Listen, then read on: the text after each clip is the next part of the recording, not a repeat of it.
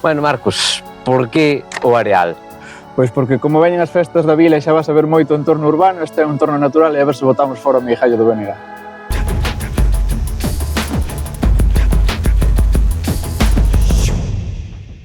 Que tal, Marcos? Moi ben, que tal ti? Eu ben. Imos comezar facendo así un pouco a aproximación a quen é a ti, porque va ser o candidato do BNG á alcaldía. Entón, quen é Marcos Borrajeros? Pois Marcos é un historiador, mestre, arqueólogo, todas esas cousas un pouco máis da marxe do ámbito da cultura, que naceu na Estrada, que fixo case toda a súa vida educativa e a súa primeira vida profesional na Estrada, que agora decidiu dar un paso a maiores e ser o representante do Bloque Nacionalista Galego ás eleccións municipais. E por que dar ese paso?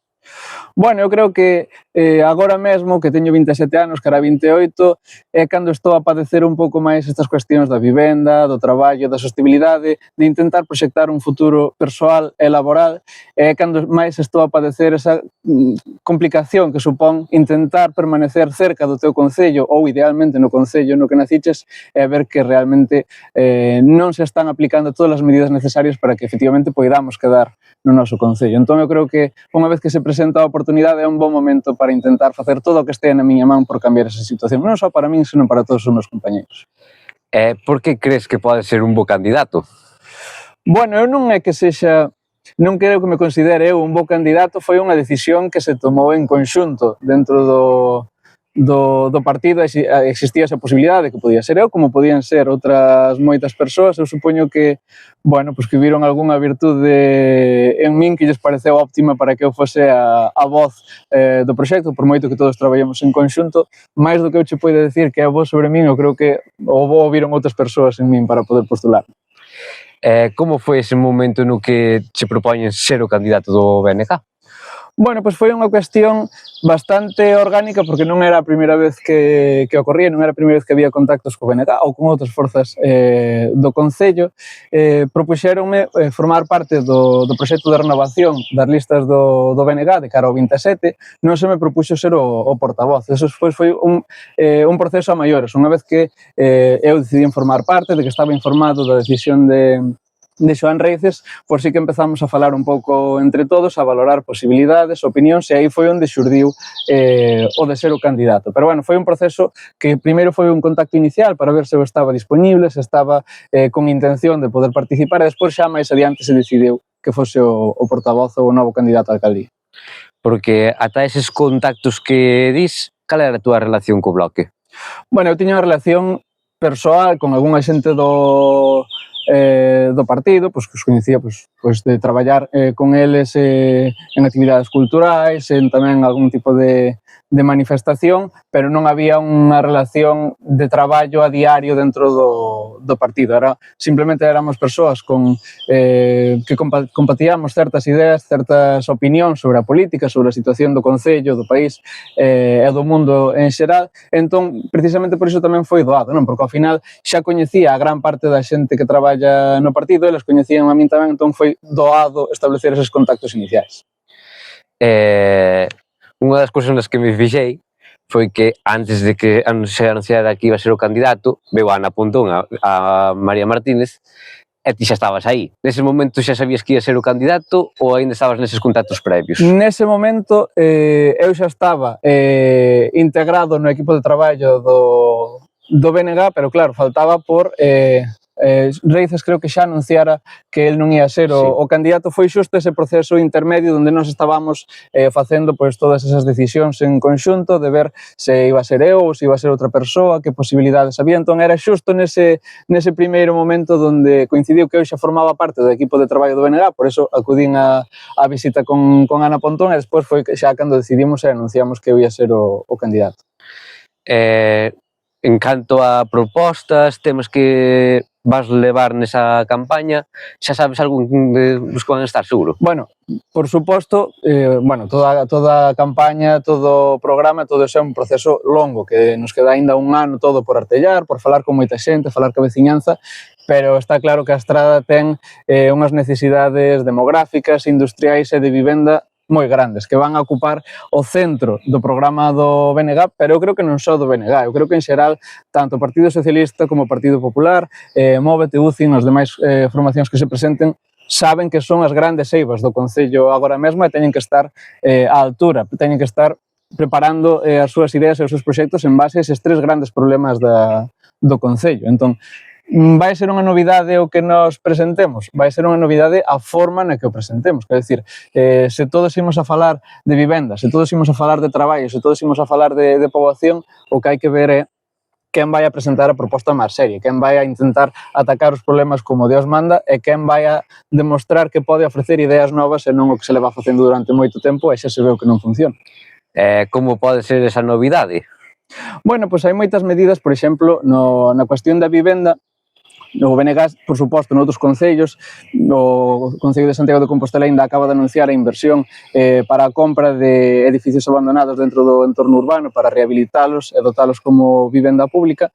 Claro, nós, por suposto, que imos a proxectar sempre a intención de construir máis vivenda pública, de crear máis acceso á vivenda e unha vivenda accesible, pero está claro que no Concello hai que darlle unha volta a todas as vivendas abandonadas que hai, non só no casco urbano, senón no entorno rural, e buscar fórmulas para integrar os novos residentes que queren asentarse no Concello e toda esa xente pois que polo que sexa xa tivo que abandonar o Concello, que xa son casas que quedan baleiras froito dun proceso de baleirado demográfico. Hai que intentar artellar todos eses sistemas.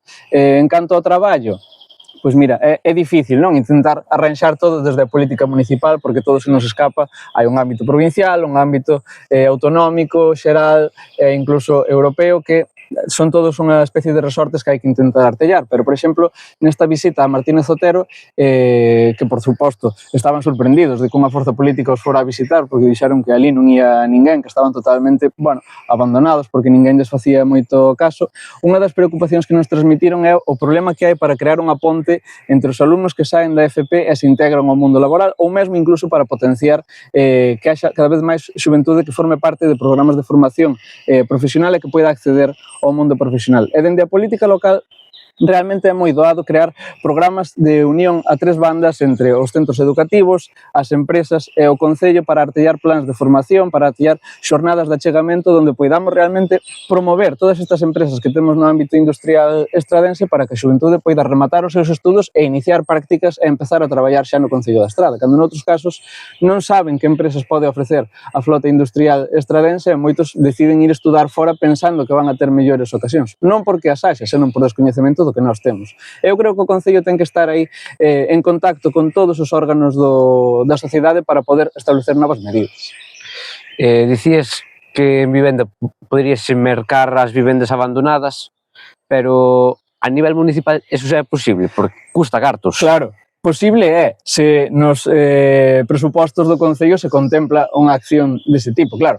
Que pasa? Que o Concello agora está nunha situación moi comprometida, ven de ter que pagar unha débeda a funcionarios públicos que foi un problema financiero que tivo que afrontar o goberno do Partido Popular por deixadez, pero a maiores temos o problema de que se baixamos dos 20.000 habitantes o Concello perde unha morea de recursos económicos que non vai poder implementar en toda esa serie de intervencións de vivenda, de industria. Entón é sempre unha cuestión de intentar ver en que se están gastando os cartos e como se gastan, porque non é o mesmo, non podemos chamar de inversión a gastar moitísimos cartos, non? Que é algo que se di moito, non? O Concello vai gastar non sei cantos millóns de cartos en facer reparacións no rural, pero realmente esas reparacións non veñen a cambiar nada, porque de nada serve que ti baches as pistas sen ningún tipo de plan de prevención de danos nin de plan de reparación das rutas e despois non invirtes en potenciar o motor económico do rural. Entón, é posible que o Concello interveña económicamente na compra, na rehabilitación, na mediación para crear un parque de vivenda máis accesible? Por suposto,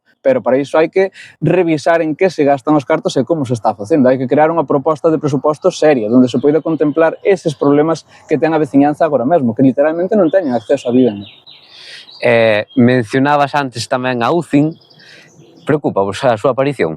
Non, ao contrario, eu creo que en contra do que se pode presentar hoxe en día como habitual, que é que cantos máis partidos hai, máis se embarulla a cousa, máis complicado é todo, eu creo que o feito de que haxa diversas opcións políticas é un signo de sanidade democrática, non? De que todos podemos opinar de formas diferentes e de que todos temos capacidade diferente para presentarnos libremente a uns comicios electorais. O CIN é un partido diferente ao que acostumamos a ter na estrada porque é certo que se alinea un pouco máis coa banda ideolóxica do Partido Popular, que tira un pouco máis cara á dereita, que colaborou no pasado con UPN, con Ciudadanos, con todas estas forzas do centro cara á dereita. Entón non é o habitual na estrada, que normalmente acostuma a haber máis partidos da esquerda, pero calquera que sexa a situación, eu creo que é positivo, que haxa cantas máis forzas mellor que a ciudadanía, teña cantas máis opcións mellor e que poidan precisamente escoller entre o que mellor o represente e o que máis se lle chega á porta da casa. Pensas que a súa aparición pode vos beneficiar a hora de chegar á alcaldía?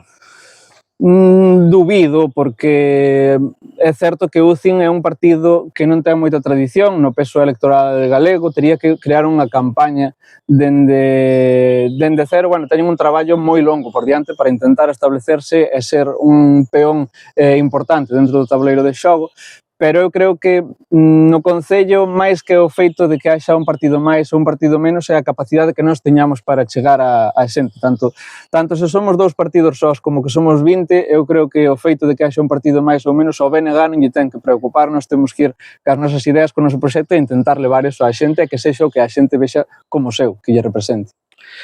Recuperando xa o tema do proxecto que ides levar, para ti, a nivel persoal, hai algún tema que sí ou sí ten que ir, aínda que sexa metendo cun calzador?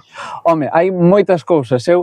Evidentemente, eu teño un perfil de historiadora docente que non podo botar fora. O outro día falábalo con Xoán, esa teima de Xoán da Torre de Guimarei que non acababa de salir cara adiante. Eu creo que no Concello temos un potencial moi grande a nivel patrimonial, precisamente tamén hoxe un pouco por iso estamos no Areal, para sair un pouco dese entorno local sempre da vila, de estar sempre no Concello, na Farola, neses espazos urbanos. Eu creo que temos capacidade para atraer a moita xente que veña a visitar moitos espazos diferentes do Concello e para ofrecer unha imaxe cultural seria do Concello. Entón, eses elementos que forman parte do noso Concello, da nosa historia, da nosa tradición, que ao final un pobo e un Concello ten que ter identidade propia, identidade histórica, hai que poñelos a andar, hai que poñelos a funcionar e darlle a xente a oportunidade de sentirse representados por algo que non sexa un cemento blanco. É dicir, que poidan ver os elementos da súa historia e da súa tradición e que os vexen ben cuidados e ben valorados. Xa pensando nas listas, hai algunha persoa que che gustaría que fose contigo?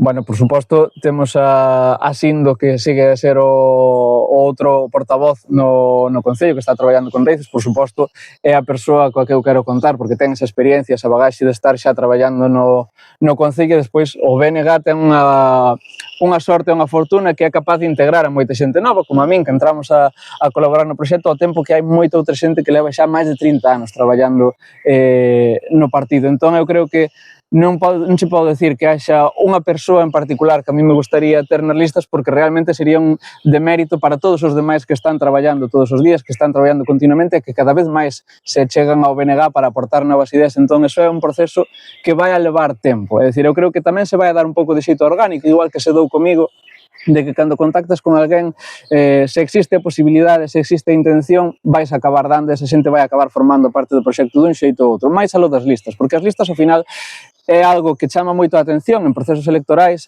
porque evidentemente as eleccións son o que son e a xente ten que ver as caras de quen van a ser os seus representantes, pero que despois hai 4 anos máis de traballo, que hai moita xente que non vai nas listas, que sigue traballando día tras día, aportando ideas, aportando proxectos, axudando no que fai falta. Esa é a xente que hai que integrar. Entón, xa che digo, non che podo dar un nome dunha persoa porque lle estaría facendo un demérito ás 40 máis que están traballando tanto ou máis como esa persoa que che pudera dicir. Antes mencionabas esa entrevista a Xoán, e unha das cousas que dixen ali é que aquí, no Xornal da Estrada, gusta a autocrítica. Ajá.